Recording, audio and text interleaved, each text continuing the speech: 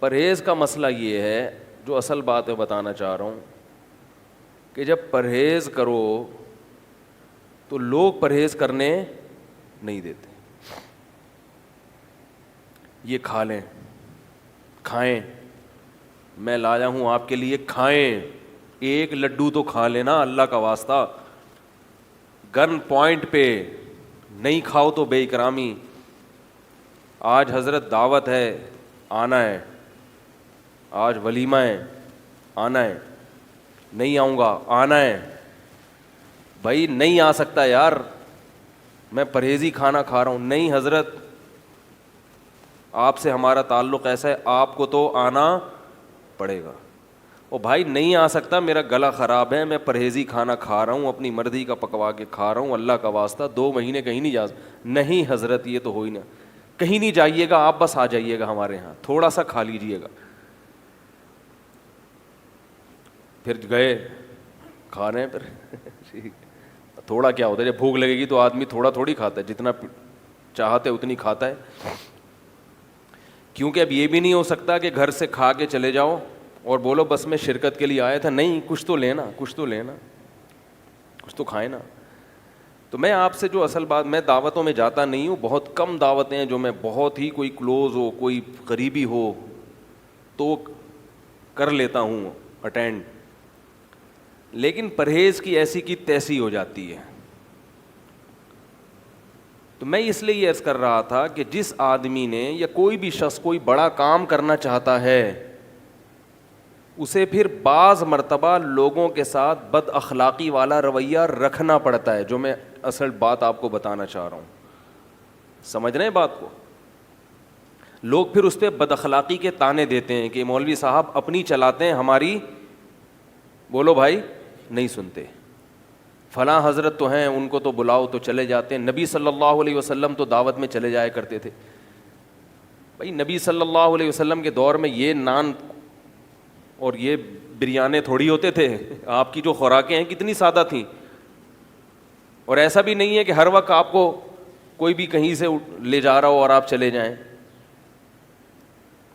سادہ دور تھا, منع بھی لوگ سادگی کے ساتھ کر دیا کرتے تھے, اگلا مان بھی جاتا تھا. دیکھو نبی صلی اللہ علیہ وسلم کی کسی صحابی نے دعوت کی, میں بتا رہا ہوں کیسا بے تکلفی کا دور تھا, کوئی نہ کسی کو ٹینشن دے گا نہ کسی سے ٹینشن لے گا, کھلے دل کے لوگ تھے.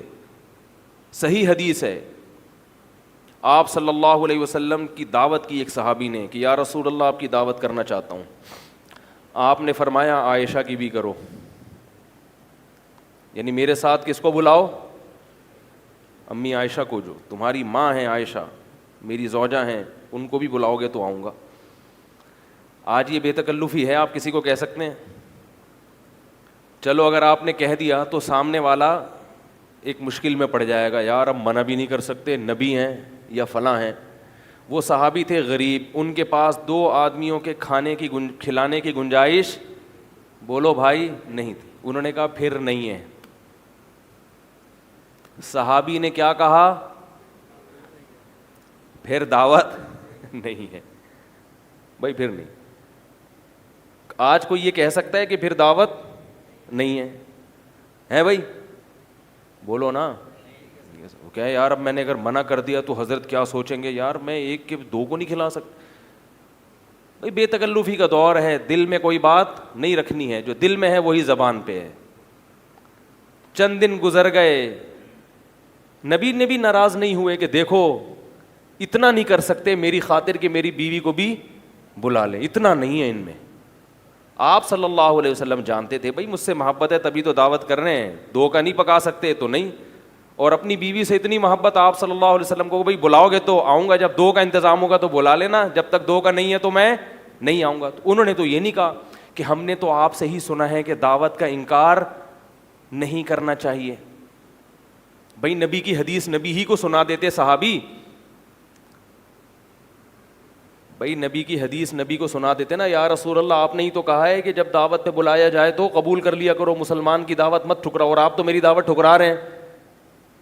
تو ظاہر ہے وہ صحابی بھی حدیث کا مطلب سمجھتے تھے کہ وہ دعوت ٹھکرانا جس کے ٹھکرانے کی وجہ تکبر ہو, بعض دفعہ آپ کسی غریب کی دعوت قبول نہیں کرتے کہ میری پرسنالٹی کے خلاف ہے. کبر کی وجہ سے اگر مسلمان کی دعوت ٹھکرائیں گے, یا ناقدری کی وجہ سے کہ ایک بیچارہ محبت کر رہا ہے آپ کے ساتھ اور آپ اس کی محبت کی قدر نہیں کر رہے, اس بیس پہ اگر دعوت ٹھکرائی جائے تو یہ ہے گناہ, یہ ہے جرم.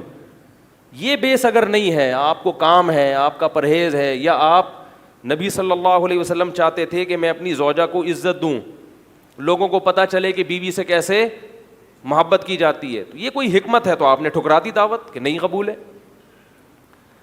نہیں آ رہی میرے خیال بات, تکیہ کلام بن چکا ہے, برداشت کر لیں یار.